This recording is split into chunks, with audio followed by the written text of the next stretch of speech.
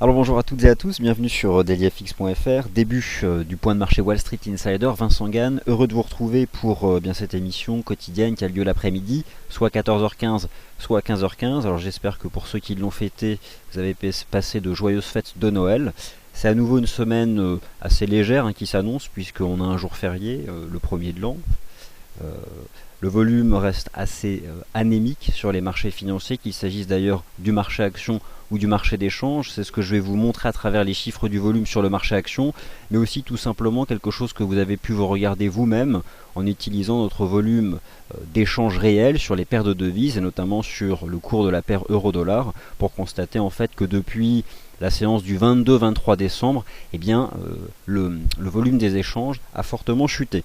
Alors pas mal de points évoqués aujourd'hui en dépit de la faiblesse de ces volumes. Vous l'avez constaté, des rendements obligataires d'État qui inscrivent des nouveaux plus bas historiques. On reviendra d'ailleurs sur un mouvement qui a été particulièrement baissier depuis le début de l'année. C'est quelque chose que vous avez pu vivre à travers la tendance haussière du contrat Bund que vous pouvez négocier chez nous à l'aide d'un contrat pour la différence. On reviendra ensuite sur l'échec du troisième tour du scrutin présidentiel en Grèce avec un choc sur le marché action à la bourse d'Athènes, avec un secteur financier en Europe qui est sous pression, et d'ailleurs ces titres du secteur financier, les banques et aussi les valeurs de l'assurance pèsent sur les indices boursiers, notamment le CAC 40. Après on reste quand même globalement dans les clous, mais on reviendra donc sur ce secteur qui aujourd'hui pénalise les marchés actions européens. D'ailleurs le CAC 40 à mi-séance, à peine 1,2 milliard d'euros échangés depuis ce matin, c'est extrêmement faible. D'ailleurs depuis le 22 décembre, le volume d'échange sur le marché action parisien, sur la plateforme d'Euronext, n'a jamais dépassé 2 milliards 500 millions. Donc ça reste extrêmement faible, il n'empêche, il y a quand même quelques mouvements de marché que nous pouvons essayer d'attraper. Sur l'euro, eh bien, en ce qui concerne notamment la paire euro-dollar, vous l'avez pu constater, elle est baissière depuis le 17 décembre, depuis d'ailleurs la dernière décision de politique monétaire de la Fed, un mouvement qui s'est amplifié la semaine dernière. Alors je n'étais pas là, mais je me suis un peu renseigné suite à la publication de l'estimation finale, enfin de la valeur finale du produit intérieur brut aux États-Unis au troisième trimestre, qui était a priori très solide et qui a entretenu donc la baisse de la paire euro-dollar qui aujourd'hui résiste et tient plutôt le choc. Elle se stabilise plus ou moins dans un range derrière. Dollar américain depuis quelques heures consolide légèrement. On ne peut pas vraiment dire aujourd'hui que l'échec de ce troisième tour au scrutin présidentiel en Grèce, puisque eh bien, le candidat n'a obtenu que 168 voix, il en fallait 180, donc il y aura des élections législatives au début de l'année 2015 pour renouveler le Parlement et à nouveau tenter d'élire un président. Donc l'euro n'est pas réellement sous pression en fait, c'est globalement stable, par contre ce n'est pas le cas des marchés actions. Alors, je suis content de vous retrouver, je vais revenir sur tous ces points-là. Ce que je vous propose cet après-midi, c'est de revenir sur quelques graphiques en données journalières. Vous avez sous les yeux l'indice CAC 40, mais on regardera aussi le DAX, l'euro-dollar, le SDCHF, le Bund. Je reviendrai notamment sur les gaps qui ont été ouverts au mois de décembre sur ce marché action. Un mois de décembre d'ailleurs qui est assez classique, puisqu'on avait une première quinzaine particulièrement baissière et donc un rebond en fin d'année. C'est peut-être aussi quelque chose que vous avez vu si vous avez installé sur votre plateforme l'indice, le VIX, puisqu'on a eu une belle jambe de hausse la première quinzaine, et puis donc un indicateur qui est retombé depuis maintenant 2 semaines, avec notamment donc de nouveaux sommets historiques aux US, à Wall Street, et avec un SP500 d'ailleurs qui tient bien ces précédents sommets historiques qui font maintenant office de support. Et enfin, je vous proposerai comme d'habitude un tour d'horizon en données 4 heures, donc essentiellement sur le marché d'échange, mais on regardera aussi le graphique de l'once d'or, qui je pense permet aujourd'hui d'envisager une stratégie trading, d'ailleurs qui a été évoquée par mon collègue Adrian. Et puis on parlera aussi de ces paires en AUD, parce qu'il y a eu du mouvement sur le dollar australien. Il y avait la UDK dont vous avez parlé, le support majeur. La UD Yen c'était pas mal, la UD NZD ça tarde à se concrétiser. La UD CHF, il y avait des choses sympathiques sur le dollar australien. Bon, cette semaine on ne peut pas réellement dire qu'il y ait beaucoup de statistiques importantes, mais il y a quand même des chiffres qui concernent la zone euro, notamment demain la production de crédit bancaire au sein de la zone euro, et ça au secteur privé, et ça on sait que c'est important. Voilà donc pour l'introduction et le blabla, c'est terminé. Les graphiques journaliers que je vais vous montrer, c'est donc celui-ci. Alors, il n'est pas évident sur notre CFD France 40 de visualiser les gaps qui sont ouverts sur le marché cash, donc notamment sur l'indice CAC 40 qui cote de 8h55 à 17h35. Cependant, je les ai ici représentés sur ce CFD. Alors, le mois de décembre est très particulier parce que la première quinzaine avait été catastrophique, les marchés ont coulé, rappelez-vous, et notamment à l'ouverture, donc le 9 décembre, d'un gros gap baissier. Ce gap baissier, vous les retrouvez sur tous les indices européens, qu'il s'agisse du DAX ou du CAC. Et c'est intéressant, c'est de constater que depuis la mi-décembre, on a rebondi donc, et en fait on est revenu chercher ces gaps. Alors vous le retrouvez ici sur le CAC 40 à 4342 points, et bien sûr nous avons sous nos pieds les gaps haussiers du 18 décembre. Le 18 décembre qui est réellement en fait la séance qui a permis d'accélérer et d'honorer finalement ce qui généralement se passe entre la mi-décembre et la fin de l'année, ce rallye de Noël. Alors maintenant où est-ce qu'on en est? Eh bien honnêtement on est un peu nulle part, on est flat, c'est ce que vous voyez ici sur le CAC 40. Ce matin il y a un support qui se matérialise à 4250 points, c'est un niveau chartiste. Pour le moment le marché tient 4250, finalement on crée un range entre 4250 et 4324 points ici sur notre CFD. Alors après, que peut-il se passer? Honnêtement, je ne sais pas, mais j'ai envie de dire que tant que les marchés actions US sont plutôt résilients, et je vais notamment vous montrer ici le S&P 500, ce que j'apprécie sur le SP500, c'est que nous avions des sommets historiques à 2080 points, et regardez maintenant 2080 points, ça fait support. Alors honnêtement, je vais faire le choix de considérer que tant que l'indice S&P 500 trouve un support à 2080, 2077, 2080, il y a quand même plus de chances que on relance en fait à la hausse. Est-ce que ça peut se passer cette semaine? Franchement, on cote aujourd'hui, on cote demain, on cotera aussi mercredi. Je dis non. D'ailleurs mercredi c'est peut-être des demi-sens à vérifier. Bon, vous avez toutes les informations d'ailleurs sur notre forum. Vous le savez, le volume il est extrêmement réduit, mais peu importe, puisque si vous prenez le SP500, le volume est très réduit depuis le 22 décembre, et on grappille séance après séance quelques points, donc finalement on progresse quand même. Alors ça c'est un des graphiques journaliers que je souhaitais vous montrer, c'est celui du S&P 500. Tant qu'on est au-dessus des 2077-2080, je privilégie la tendance haussière, et idem finalement sur le Dow Jones. Tant qu'on se situe au-dessus des 17 960, le précédent sommet historique, 17 980 pardon, c'est probable qu'il s'agisse simplement d'un flat avant d'avancer plus en avant. Alors, pour résumer ce qui s'est passé en décembre, je vais vous montrer ici le VIX. Finalement, ça se passe souvent comme ça en décembre.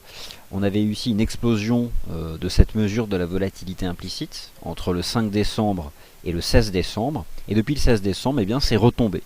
Donc, d'une certaine façon, un mois pour rien, en tout cas un mois pour rien, sur les actions européennes. Les actions européennes qui restent quand même inégales d'un pays à l'autre et globalement moins performantes que les actions US.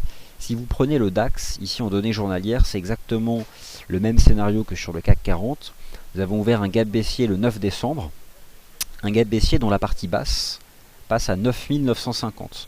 Alors pour l'instant, cette partie basse de ce gap du 9 décembre fait office de résistance. Par contre, nous avons sous nos pieds les 9670 qui sont la partie haute du gap haussier du 18 décembre. Je pense que cette semaine, normalement, on devrait rester enfermé à l'intérieur de ces deux trous de cotation. Peut-on envisager une avancée plus importante et des marchés actions européens qui tenteraient de combler ces gaps qui avaient été puissants du début du mois de décembre d'ici mercredi, jeudi? Pourquoi pas au fond? Pourquoi pas pénétrer à l'intérieur? Moi, qu'est-ce que j'observe aujourd'hui? C'est que la bourse d'Athènes a chuté de 11%. Elle s'est d'ailleurs légèrement reprise depuis ses plus bas.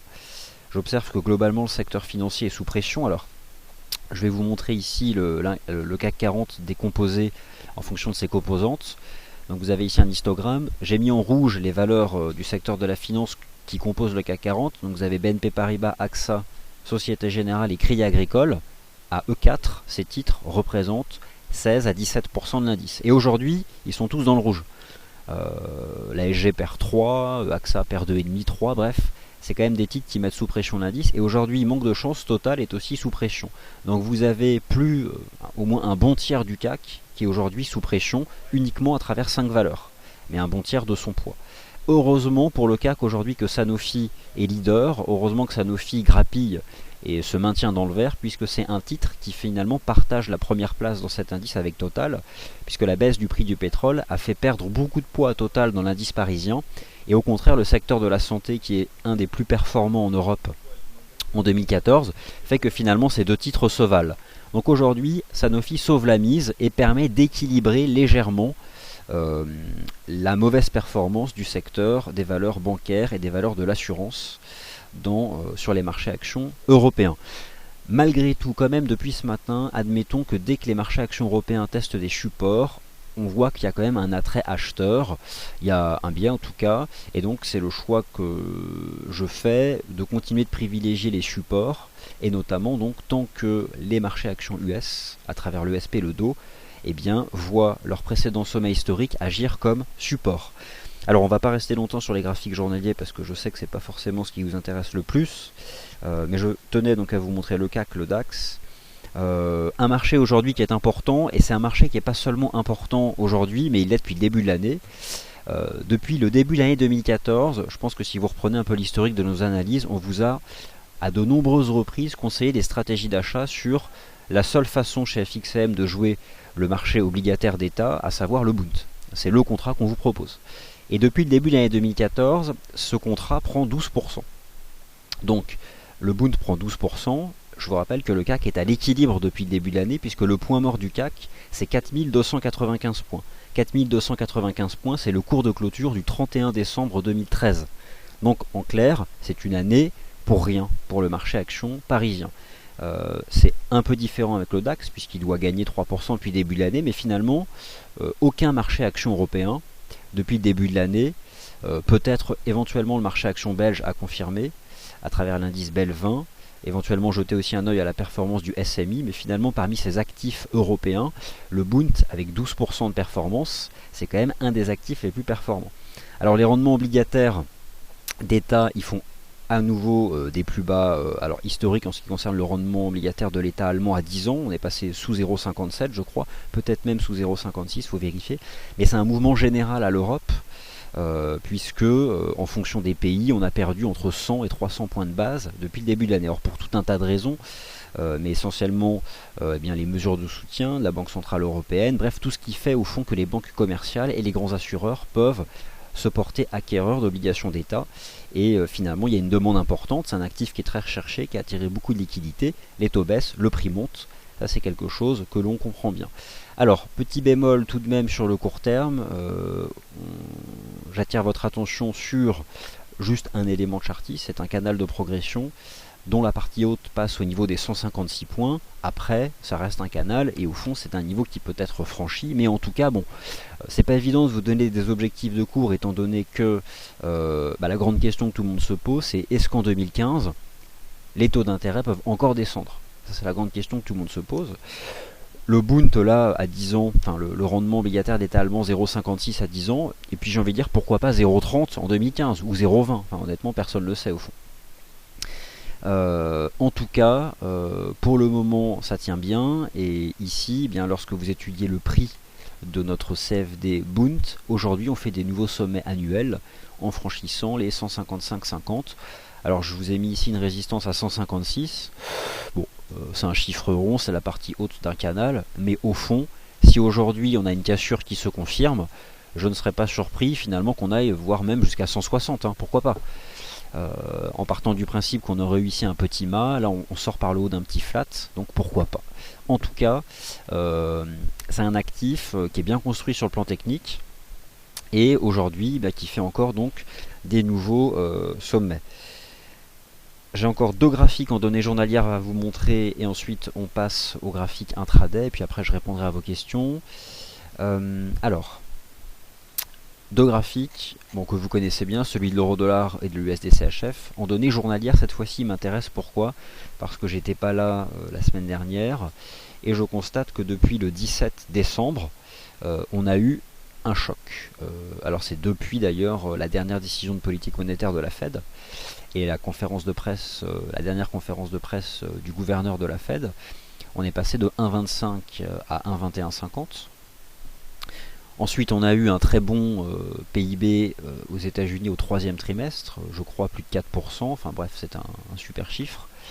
Et finalement donc on a fait des nouveaux plus bas et désormais en données journalières la résistance on va dire qu'elle se trouve entre 1,2750 et 1,2250 et 1,2290. Alors qu'est-ce qui fait l'euro dollar sur le court terme et l'USD-CHF fait la même chose, on fait un flat, ça fait en fait 3 jours qu'on fait un flat. Pourquoi est-ce qu'on fait des flats alors qu'on aurait pu s'attendre avec l'échec du 3e tour de scrutin présidentiel en Grèce à avoir sur l'euro des conséquences similaires à ce que nous avons aujourd'hui sur le secteur de la finance, sur le marché action. Pourquoi ? Parce qu'au fond, ça faisait déjà une semaine qu'on baisse. On est dans un flat. Et j'ai envie de dire, je pense que si on vient tester ici cette résistance, il faudra à nouveau chercher à vendre, puisque le scénario le plus probable, après ce flat, c'est qu'on remette une jambe de baisse en direction de ces fameux 1,20. Alors, c'est toujours facile sur l'euro-dollar dans le sens où vous avez les niveaux horizontaux de juillet 2012. Ce sont ces niveaux de support horizontaux de juillet 2012 qui peuvent donner des objectifs de cours. Et je pense que si jamais l'euro-dollar venait chercher par exemple 1,2250, 1,2270, enfin disons 1,2270, ce serait une résistance pour vendre. Et en fait, lorsque vous étudiez l'USD-CHF, c'est la même chose, on fait un flat après avoir mis une belle jambe de hausse. Donc normalement, on pourrait presque même dire que ce sont des fanions, des petits fanions journaliers sur l'euro-dollar et l'USD-CHF. Donc l'idée c'est de s'intéresser sur l'USD-CHF au niveau de support, donc qui se trouve entre 0,9780 et 0,9815 pour envisager ici d'avoir un intérêt acheteur et envisager derrière de nouveaux plus hauts. Bon. Tant que l'USD-CHF se maintient au-dessus de ce niveau et l'eurodoll sous les 1,2270, 1,2280, je pense qu'on peut relancer dans le sens de la dynamique. Alors pour les graphiques en données journalières, c'est tout en fait. C'est les seuls graphiques sur lesquels je souhaitais revenir. Maintenant, on va se concentrer uniquement sur les graphiques en données 4 heures. On va évoquer beaucoup de paires de devises, mais on va aussi évoquer l'once d'or. Et on va évoquer les indices boursiers et puis peut-être d'autres actifs si ils vous intéressent. Alors en attendant que ma disposition graphique en données 4 heures se charge, cette semaine le calendrier économique il n'est pas très chargé, bon ça vous le savez de toute façon. On a quand même demain quelque chose d'important qui concerne l'Europe. De manière générale cette semaine, on a l'estimation finale des indices PMI de Markit aux États-Unis, au sein de la zone euro, en Chine. Bon voilà, ça fait partie un peu des statistiques qui peuvent animer la séance. Je vous ai parlé tout à l'heure du volume d'échanges sur le marché action, notamment sur le CAC 40, qui depuis le 22 décembre n'a jamais dépassé par jour 2,5 milliards d'euros négociés. Mais sachez que le Forex est aussi concerné. Alors vous avez sous les yeux le volume d'échanges réels sur l'euro-dollar en données 4 heures. Alors c'est en temps réel, ça c'est exclusif à FXM si vous découvrez nos services. Il s'agit en fait du volume d'échanges négociés par nos clients dans le monde. Donc pas uniquement vous, clients d'FXM France, ou pas, mais finalement l'ensemble de nos clients dans le monde. Et si vous prenez l'histogramme du volume d'échanges réel sur l'euro-dollar depuis le 19 décembre, vous constatez que c'est déclinant. Donc d'une certaine façon, le Forex est en partie déserté depuis le 19 décembre. Donc en clair, depuis le début de la semaine dernière, on sait que beaucoup d'opérateurs ont quitté les salles de marché. Alors voilà, ça c'est une petite aparté qui peut peut-être vous permettre de comprendre pourquoi aujourd'hui, finalement on n'a pas eu de gros décalage sur l'euro-dollar et que même en fait, depuis ce matin, on est plutôt... on a bien rebondi depuis un 25,70, mais finalement l'euro-dollar il est enfermé dans un range entre 1,2560 et 1,2220. Sachant que la résistance journalière, la résistance daily, je la vois davantage du côté des 22,60, 22,70. Donc c'est plutôt là où... Disons que je m'intéresserais plutôt à l'USD-CHF et au niveau de support de l'USD-CHF plutôt que au cas de la paire euro-doll. Bon, qui là reste de toute façon sous cette petite résistance intraday comprise entre 1,2165 et 1,2220. Alors, il y avait quand même, il me semble, des statistiques US, faudrait que je vérifie, mais il y avait des petits chiffres quand même cet après-midi, donc c'est pas non plus extravagant.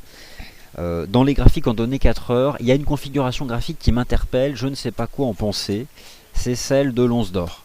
Alors, d'ailleurs aujourd'hui, lorsque vous regardez les métaux, on a eu, je ne sais pas réellement ce qui s'est passé sur le cuivre, mais il y a eu une belle mèche basse du cuivre, et puis c'est bien repris.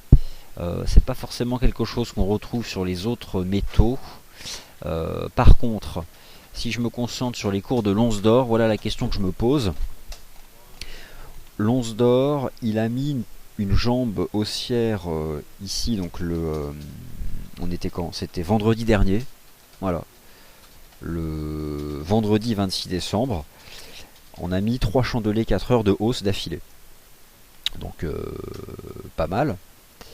On a rejoint une résistance descendante qui est en place depuis le 10 décembre. On est vraiment sur un graphique 4 heures, donc il faut se détendre. Et j'ai une oblique de résistance équivalente sur le RSI. D'ailleurs, je vais afficher la légende, qui elle a été cassée. Alors, la question que je me pose, c'est est-ce que c'est un signal précurseur pour envisager un once d'or finalement capable de franchir cette oblique descendante depuis le 10 décembre, et dans ces cas-là, remettre à nouveau une jambe de hausse, un peu comme on avait fait ici le 1er décembre, on avait une première jambe, et on en avait remis une seconde après un flat. L'idée ce serait de voir la même chose ici, on a eu cette première jambe, et donc voilà, pour aller chercher disons 1205, 1206. Alors c'est vraiment de l'hyper court terme parce que sur des graphiques d'horizon de temps supérieur, autant vous dire que je ne sais absolument pas où va ce marché. Mais sur le court terme, on peut considérer que 1190 au fond c'est un support. Admettons que ce sera à contre-tendance de ce qu'on voit depuis le 10 décembre, mais dans la tendance très court terme, celle en gros depuis 2 jours, quoi, depuis vendredi dernier. Donc, petite conviction, mais pourquoi pas, en partant du principe que 1190 ferait support, que dans ces cas-là on peut se protéger avec un stop assez serré sous 1190. Mais bon, franchement, micro-conviction parce que le signal n'est pas donné sur les prix et qu'on reste quand même ici sous cette résistance descendante. En tout cas, parmi les métaux précieux, c'est le seul actif ici qui m'intéresse. Alors, en données 4 heures, on retrouve donc sur le CAC 40 ces 4250 points qu'on agit ce matin. C'est quand même pas mal de voir qu'en dépit des moins 10% de la bourse d'Athènes et en dépit surtout du choc sur le secteur bancaire et des valeurs de l'assurance, le CAC globalement il tient bien. 4250 points c'est support. Bon, ça peut tenir. Qui dit support dit stratégie d'achat, forcément, parce que bon, si on dit support, on ne peut pas envisager une stratégie de vente. Donc 4250 points, c'est un niveau de support, je crois, dont mes collègues vous ont parlé ce matin, qui tient le choc. Je vous rappelle que la partie basse du gap du 9 décembre passe à 4342, et donc qu'au fond, ces 4342 points peuvent toujours être un objectif de cours si vous êtes passé à l'achat sur le support des 4250 points. Ça, c'est une stratégie que je privilégie, et ce, tant que 2077-2080 points feront office de support sur le SP500. Les marchés actions US sont vraiment les marchés actions sur lesquels, dès que vous voyez un niveau de support, vous pouvez acheter. Enfin, généralement, ça fonctionne, les niveaux de support à Wall Street, mieux que sur les marchés actions européens.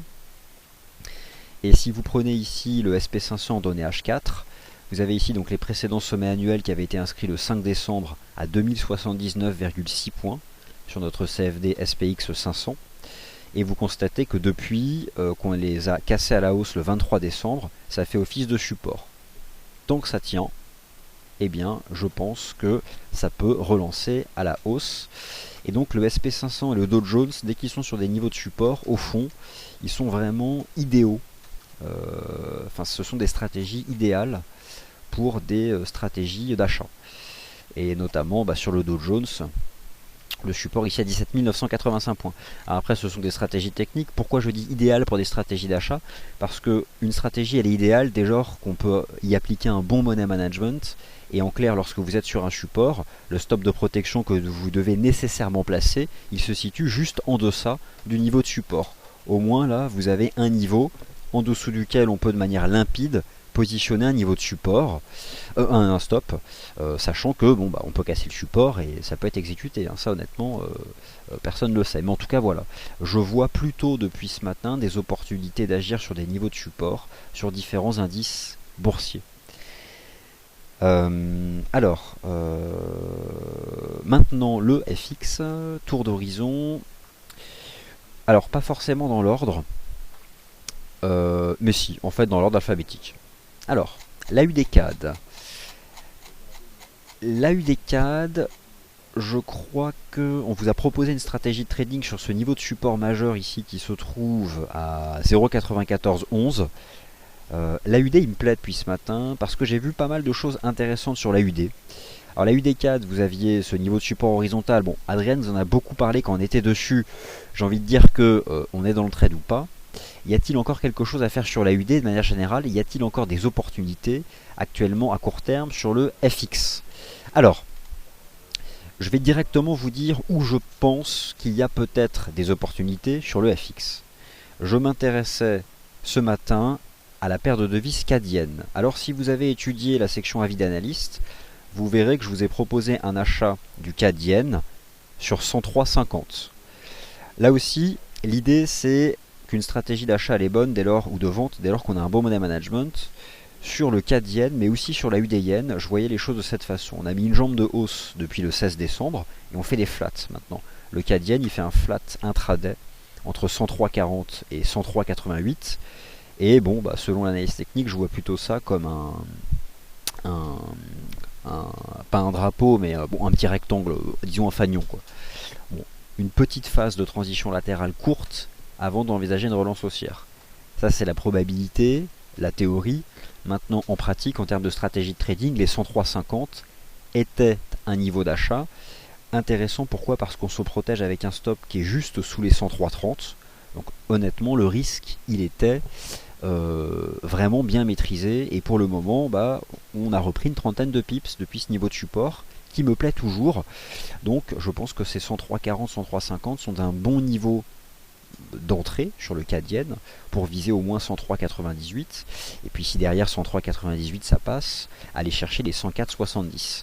Alors je vous ai parlé du dollar australien comme présentant, et vous avez eu notamment ce matin une analyse sur l'AUD USD comme présentant un intérêt depuis ce matin, et donc c'est naturellement que je me suis tourné vers le cas de l'AUD yen, où là aussi je vois les choses de cette façon là. On a eu une jambe de hausse, on a fait un flat, et d'une certaine façon j'ai l'impression que l'AUD yen serait sorti par le haut d'un range intraday ce matin.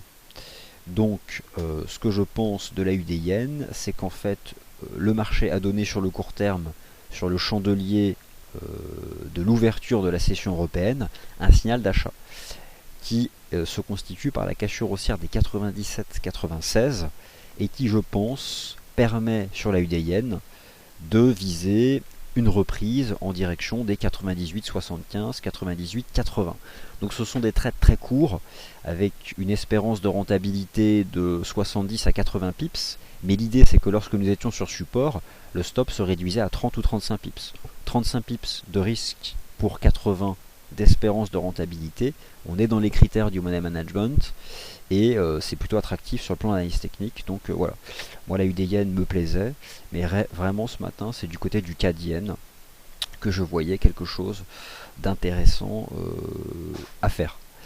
Alors la UD CAD, vous avez compris, la stratégie du support majeur a bien fonctionné. La UD yen c'est intéressant. Maintenant, là où ça coince encore, et j'espère que ça ne durera pas trop longtemps, c'est la UD NZD. La UD NZD, on en a remis une couche ce matin à travers un article de Nicolas Lavallée, donc, qui est donc un expert des fourchettes d'Andrews.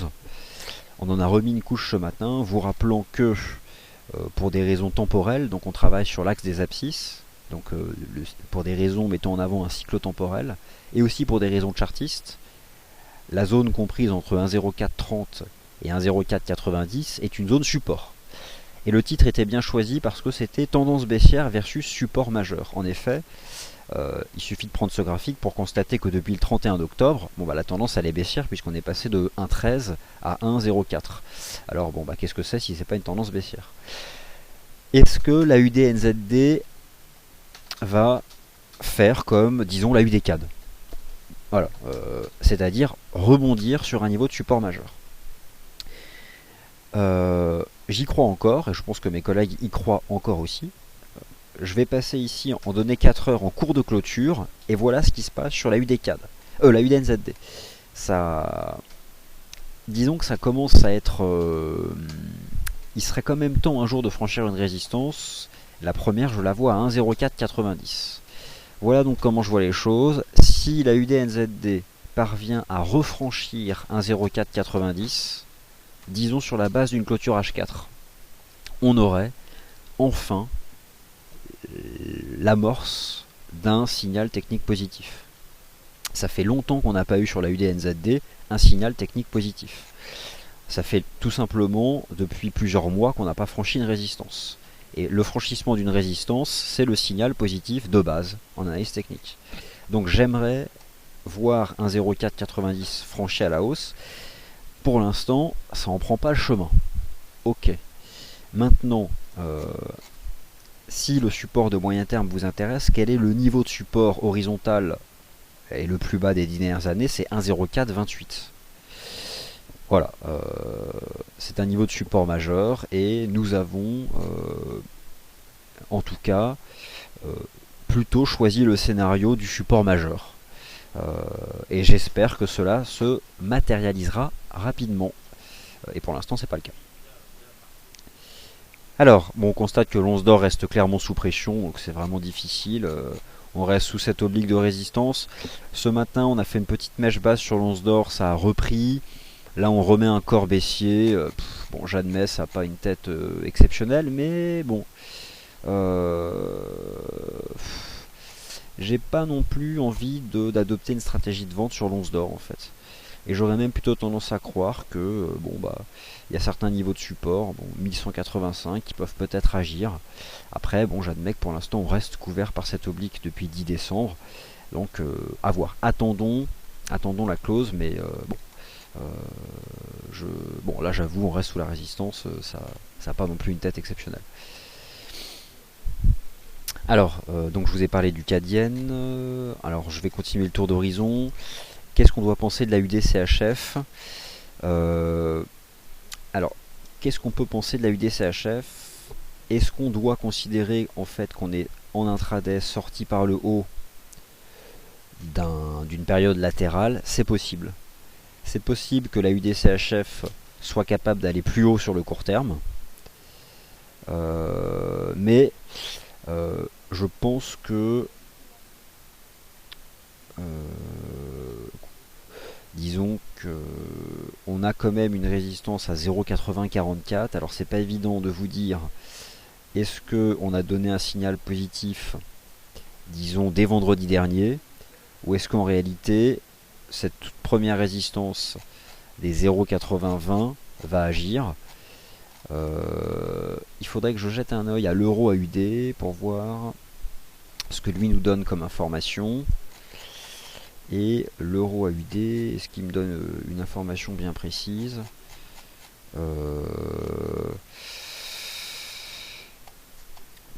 Franchement, c'est pas évident.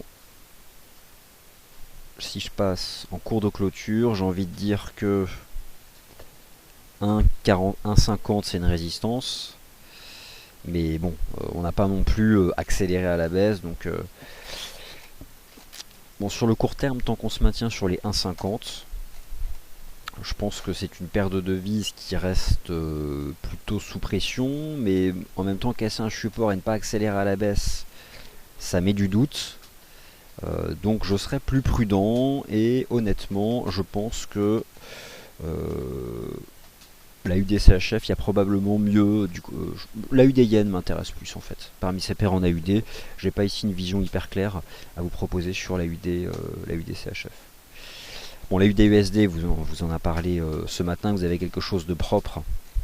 Et l'idée c'est que c'est un marché qui pourrait peut-être revenir chercher 0,8213.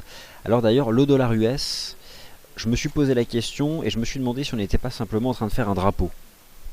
Alors si le dollar US fait un drapeau, autant vous dire qu'il peut rapidement repartir à la hausse. Vous avez ici notre indice US Dollar Index. On a eu cette belle jambe de hausse qui a pris son départ au moment de la conférence de presse de Janet Yellen, c'était mi-décembre. On a fait des nouveaux sommets annuels. Désormais, on a un support à 11 520. Et en intraday, on a quelque chose qui, sur le plan technique, pourrait ressembler à un drapeau. Ce qui signifierait au fond que la meilleure façon finalement de mettre à profit cette potentielle configuration en drapeau serait de s'intéresser à l'USD CHF et finalement sur l'USD CHF voir les 0,8840 0,8840 0,8820 comme un niveau de support. Alors il est difficile de vous dire est-ce qu'il faut considérer que 0,8840 est déjà un niveau d'entrée sur l'USD CHF ou s'agit-il des 0,8820.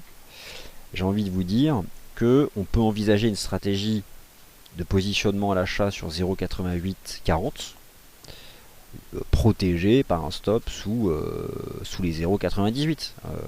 C'est dans le sens de la tendance et le risque est plutôt contrôlé et c'est plutôt attractif. L'idée c'est que on mettrait en fait en avant ce scénario de drapeau sur l'US dollar index et qui donc serait en mesure rapidement de relancer à la hausse. Alors je vous ai parlé du CAD yen parce que le CAD yen me plaît beaucoup. Est-ce qu'on peut envisager la même chose sur l'USD yen? Je pense que d'une certaine façon oui. C'est-à-dire que sur l'USD yen, on a un support qui existe maintenant à 120 yens. On voit que les 120,15 font office de support. Je pense toujours finalement que l'USD yen peut revenir se diriger en direction de ses sommets annuels. Disons revenir chercher les 121,60, 121,80. Et au fond, une stratégie de trading plutôt positive sur l'USD yen protégée par un stop sous les 120 et pour viser 121,60, 121,80, c'est pas mal. Mais c'est vrai que ce matin, je voyais, il y avait plutôt en termes de timing un support sur le CAD yen au niveau des 103,45, 103,50. Mais quelle est la paire de devises la plus forte, l'USD yen ou le CAD yen? Et bien pour cela, il suffit de regarder le cross USD CAD, qui est la force relative entre dollar US et dollar canadien. Et l'USD CAD, en fait, j'ai l'impression que lui aussi fait un flat. L'USD CAD, on a eu un mât haussier entre le 21 novembre, en fait, on a eu un mât haussier entre le 1er décembre et le 15 décembre. Et regardez, maintenant, l'USD CAD, il fait un espèce de gros fanion, un gros triangle. Et donc, dans le sens de la tendance, c'est bien possible que l'USD CAD en sorte par le haut. Ce qui signifierait au fond que l'USD yen serait, lors des prochaines séances, plus performant que le CAD yen. Enfin, je vais dire peu importe, il y avait un support sur le CAD yen qui me plaisait, mais c'est quelque chose que vous retrouvez avec les 120 yens sur l'USD yen. Enfin voilà, en tout cas il faut surveiller ça sur l'USD CAD, une configuration au fanion, intraday, après un mât haussier. Généralement, c'est ce type de figure qui permet de relancer dans le sens de la tendance. Et donc, eh bien, sur le SD CAD, vous le savez, elle est plutôt haussière. Donc au fond, si on a une lecture en drapeau haussier sur l'US dollar index, je pense que les crosses favoris seraient l'USD yen, l'USD CAD, mais aussi l'USD CHF au fond. Mais c'est quand même plus punchy sur l'USD yen. Donc voilà, ça c'est ce que je pouvais vous dire sur ces crosses là. Ensuite, bah écoutez, bon, globalement c'est tout. Voilà, donc maintenant je vais répondre à vos questions. Je vais remettre ici le CAD yen, la UDNZD qui décidément a du mal, mais bon, on verra bien. Hein. Hop. Alors c'est parti. Alors, bonjour Tradator. Alors, je ne suis pas l'action Soitec, donc là je ne peux pas vous dire. Alors, pour ajouter des actifs à la plateforme MarketScope, vous devez personnaliser votre plateforme en installant l'application Yahoo Finance View. En fait, c'est une petite application qui vous permet d'aller chercher les cotations proposées par Yahoo Finance et de les implémenter dans cet outil graphique qu'est la FXM MarketScope. Donc vous avez toutes les explications dans la section indicateurs personnalisés de notre forum, et ça vous permet d'avoir même les actions françaises. Hein. Bah regardez, là je vais vous montrer Total, voilà. là j'ai l'action totale sur la plateforme MarketScope. Alors on ne vous propose pas encore les actions à l'investissement, ça arrivera d'ici la fin du premier trimestre 2015.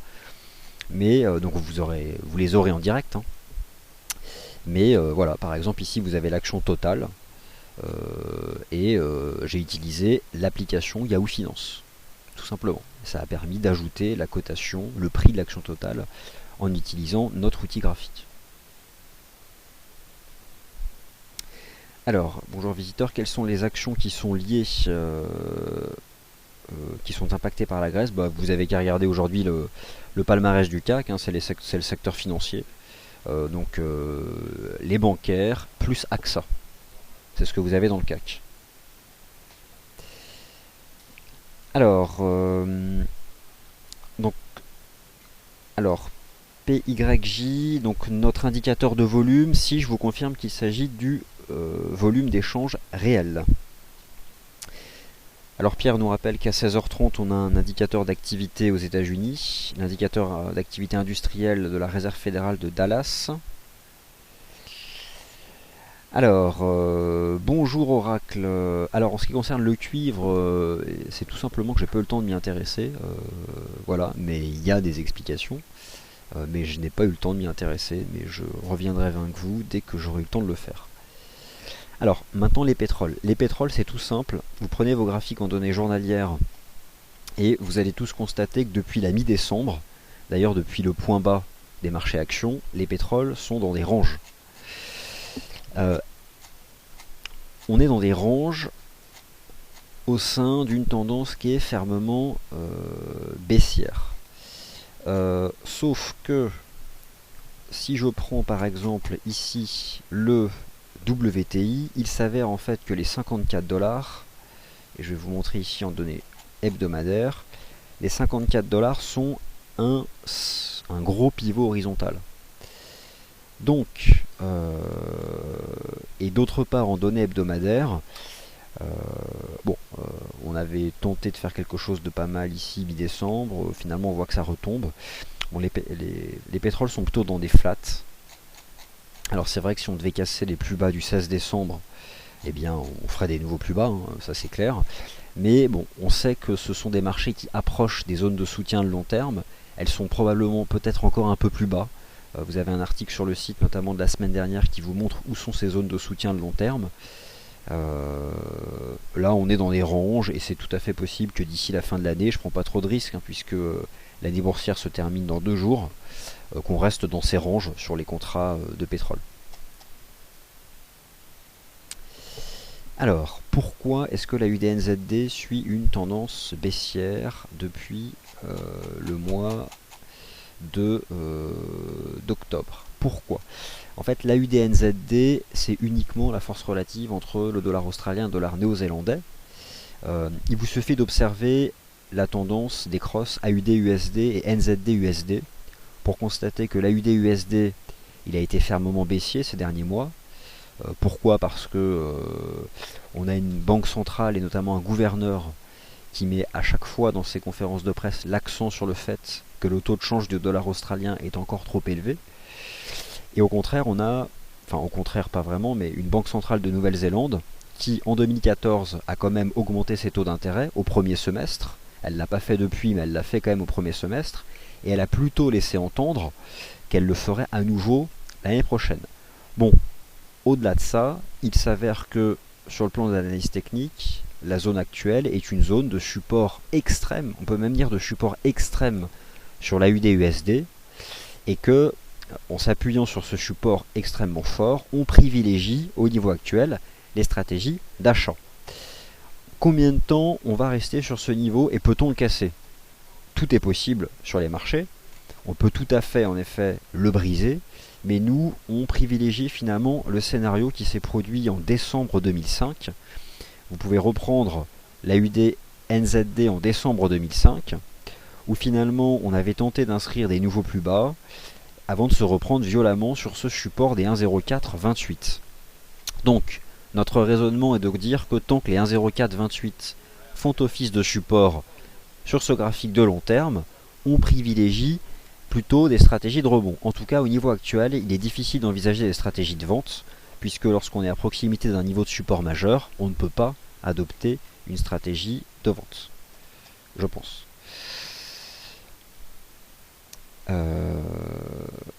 Alors que peut-il se passer sur le marché action la première quinzaine du mois de janvier? Eh bien, aucune idée. Autant vous dire, aucune idée. Ce que je constate, c'est que plutôt, que là sur le court terme, on est plutôt au-dessus des niveaux de support, et qu'au fond, la première quinzaine sur les marchés actions US, tant qu'on tient les précédents sommets historiques, elle peut être haussière, elle peut être positive. Donc, mais on n'en est pas là, on aura le temps de faire le point. Déjà l'année se termine, lorsque l'année se termine, il faut faire un bilan annuel, donc voir concrètement sur l'ensemble de l'année vers quelle classe d'actifs les actifs se sont dirigés, et ensuite se poser la question de savoir est-ce que l'année 2015 peut voir les liquidités se comporter de la même façon qu'en 2014. Et à partir de ces réflexions de fond, envisager des stratégies. Mais pour l'instant, nous n'en sommes pas là, et ça c'est un travail qu'on vous proposera à partir de la semaine prochaine, avec notamment la mise en ligne de nos prévisions trimestrielles qui sortiront la semaine prochaine. Et puis plusieurs articles qui seront publiés et qui vous proposeront donc de raisonner dessus. L'USD-CNH, alors ça l'USD-CNH me plaît beaucoup depuis le début du mois de décembre. Je dirais que là, sur le court terme, on est plutôt sous résistance maintenant. Je ne sais pas quelles sont les positions de trading que vous avez ouvertes sur ce marché, mais moi je m'y intéresse uniquement au contact de niveau de support. J'avais un moment envisagé la possibilité qu'on effectue un pullback sur le niveau des 6,20, éventuellement les 6,20,40, et en fait on s'est arrêté à 6,20,80, ça relance. Il y a une ligne de tendance haussière qui m'intéresse, je vais vous la montrer ici en données journalières. Je m'y intéresse sur le niveau de support, et je pense que si on fait ce pullback sur les 6,20, elle sera intéressante. En tout cas sur le court terme, là il n'y a pas de timing pour une stratégie d'achat, puisqu'on a accéléré, et je dirais qu'on est plutôt revenu sur des résistances. Et donc sur l'once d'or, la résistance agit, donc au moins ça, là c'est clair. Cette fois-ci c'est pas comme ce matin, on est vraiment en train d'emporter les 1190. Je n'ai honnêtement aucune stratégie à pousser sur ce marché, qui est plutôt sous pression du fait que le dollar américain semble redémarrer dans le sens de sa tendance de fond. C'est la grande monnaie gagnante de l'année 2014. Aucune monnaie sur le marché d'échange n'a été plus performante que le dollar US cette année. Il vous suffit de construire un palmarès en utilisant le dollar comme devise principale, c'est-à-dire que vous mettez USD / quelque chose, et vous allez voir que ce ne sont que des performances positives. Et donc au fond, le dollar US semble vouloir finir l'année comme il l'a vécu, c'est-à-dire fermement haussière. Et je pense que l'USD Yen est une des meilleures stratégies, même sur le court terme, au-dessus des 120, pour viser une reprise en direction des 121,60. Et donc vous avez aussi surveillé aussi ce fanion de l'USD CAD, ça peut être pas mal. Hein. C'est vrai que si on en sort par le haut, l'USD CAD, il va quoi? Il va peut-être aller à 1,20. Hein. C'est envisageable l'année prochaine. Hein. C'est tout à fait envisageable l'année prochaine d'aller à 1,20. Voilà. Voilà donc pour ce point de marché de reprise. Toute la semaine, je vais vous proposer donc, mais en prenant davantage le temps de reprendre mes graphiques intraday, le tour d'horizon en données 4 heures, qui sera donc toujours la pierre angulaire de ce point de marché Wall Street Insider. Voilà, merci à vous de votre fidélité, à ceux qui sont revenus assister à ce point de marché, et je vous dis donc à demain, même heure, ici même. Merci à toutes et à tous.